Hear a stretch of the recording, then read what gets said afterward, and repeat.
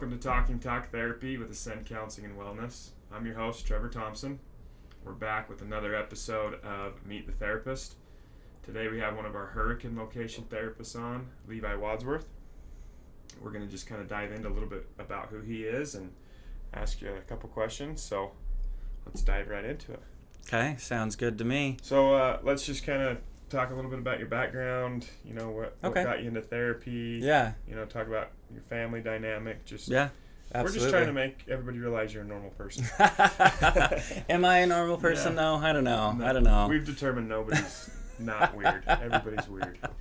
Oh, that's awesome. So I'll kind of give you, a little bit about myself, and then I'll go into kind of my background and everything like that. So I was born and raised here in southern Utah, Hurricane specifically. I was privileged enough to grow up on a little farm, and my dad was a school teacher, so we kind of farmed in the summers, and he taught school in the winters, and it was an amazing childhood. I really lucked out. Yeah. And so, I was taught how to work. I was taught what it meant to really work, and what you needed to put in the effort to be successful.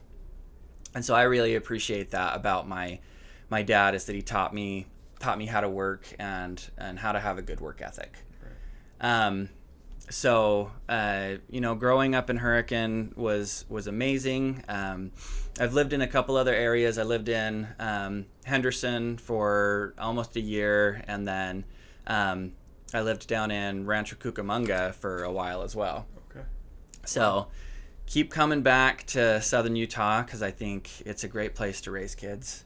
Yeah. And I think, too, because it's the community I grew up in, I want to help people here. Yeah. And I'm the youngest of five, so I'm kind of just an open book because I think I kind of had to be as a kid. I think when you're the youngest of five, you don't get a lot of privacy. So what professionally, what brought you to therapy, or that transition to want to do such a selfless career? Yeah, so I've actually worked in healthcare on and off for the last 17 years. Oh, wow. And I've done kind of a little bit of everything in healthcare. So, but my last job in healthcare, I worked for a large hospital system here in Utah in oncology. Oh. And while working in oncology, I noticed how underserved our community is for mental health. And specifically in oncology, we had a lot of patients that they were unable to find the help they needed mentally while receiving the help they needed physically. Gotcha. And I found that the patients that were able to get into therapy and work through what was going on with them, but also receive the physical treatments, fared much better than the patients who were only receiving chemotherapy. Kind of suffered silently. Yes, okay. Yes, and it broke my heart. Yeah. And I had always kind of wanted to be a therapist. My bachelor's is in a bachelor's of psychology, or a bachelor's of science in psychology. Okay. And so it had always kind of been a plan, but I just saw my patients suffering, and then my dad got cancer.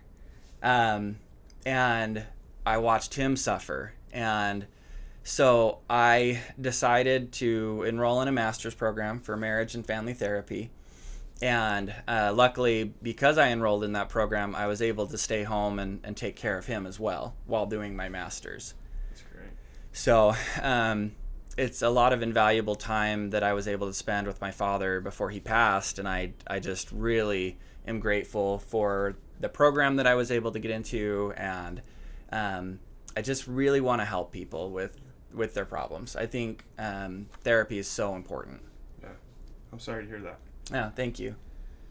So, I always have to ask this because I think you and I probably are very relatable in the fact that like we both grew up in small towns. Yeah. And there's that stigma of like, you don't need to talk about your feelings. Yep. Just shove it down deep. Yep.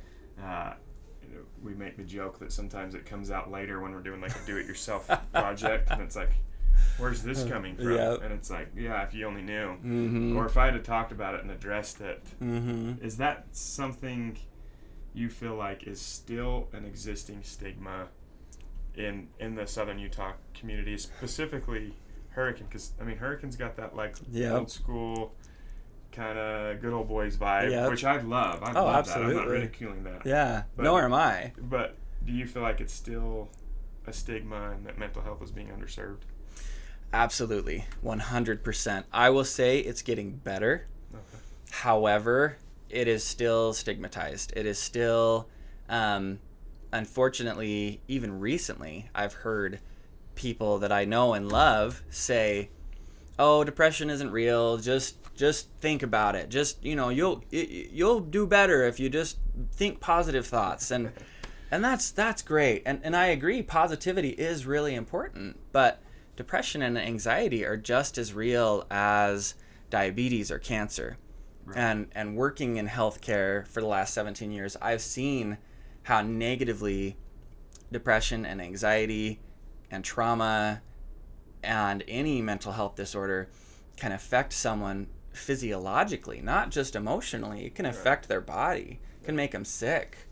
And so, yeah, back to that stigmatization, I do see it. And I do know people that I think need help, but they don't want to get help because they don't want to be seen as weak or someone that can't handle themselves. And I think that's really sad.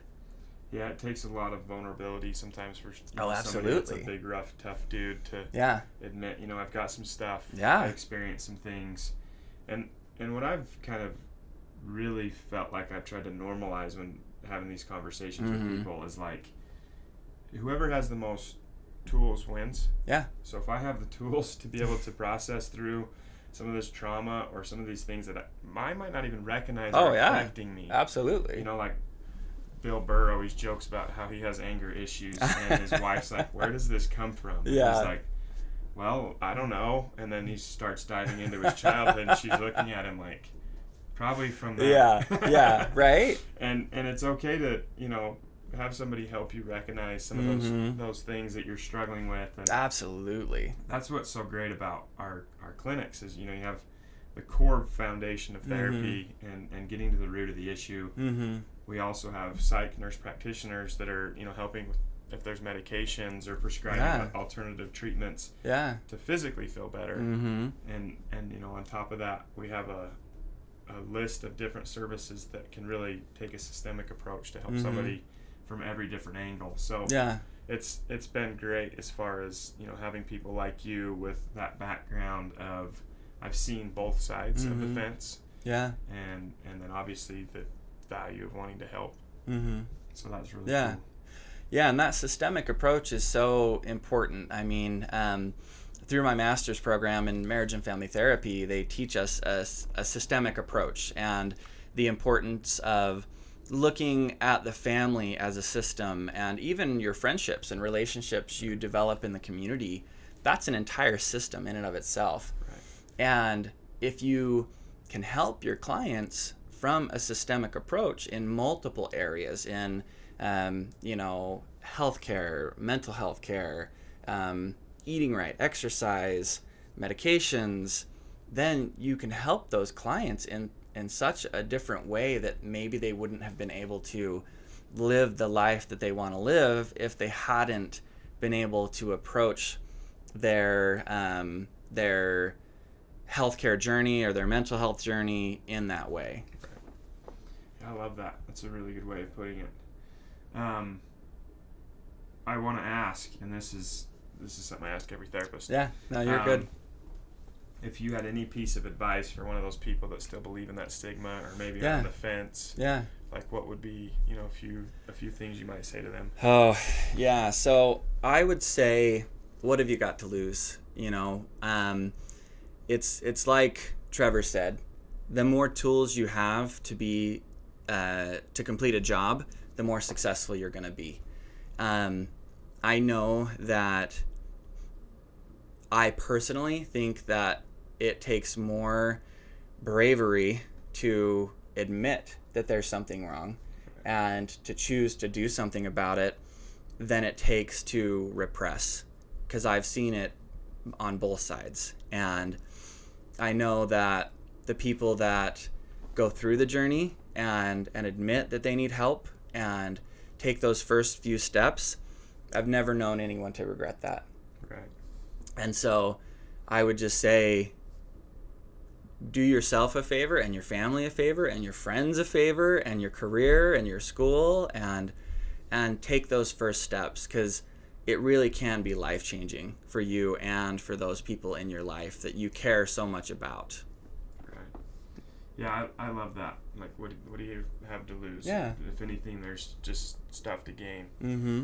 And that's, yeah. And that's kind of been our biggest message is, like, again, you don't have to have this super intense diagnosis or this lifelong trauma. Absolutely not. If anything, and we prefer that they don't have that right. big diagnosis. Right. And if anything, like, you have this new opportunity to connect deeper with your own kids, with your wife. Absolutely. And that only benefits, like you said, the relationships that you're around every single day. Like, if you can become the best version of yourself, then that benefits not just you, but those around you. Absolutely. You don't want to be the guy that's intolerable. No.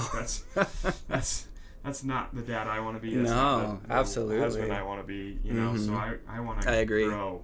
Yeah. And continue to grow. And, that might sound tacky or no, cliche, I don't think so at all. That's been my goal is how do I better the relationships around me? Because I've always said nothing is more important than relationships. Yeah. You can take everything else away. If you still have solid core relationships, that will be all you'll need to feel fulfilled. Yeah, I agree. My wife and I, we've had to scrape and scrap for everything we have. Nobody's given us a handout, and one of the things we've always said to each other is, no matter what, we still have our relationship, we still have each other, and we still have our children. And that, to me, is so important, to know that you have those people in your life. That's awesome. I love that. Yeah. Well, thank you for coming on. No, you're welcome. This has been great. Yeah. Hopefully you guys can see that our therapists are just normal, average people like the rest of us. It's not going to the shrink anymore. No, absolutely not. And we just want to help. So yeah, absolutely. Thank you again for coming on. And no, thank we'll you. Talk to you guys next time. Okay, thanks, man.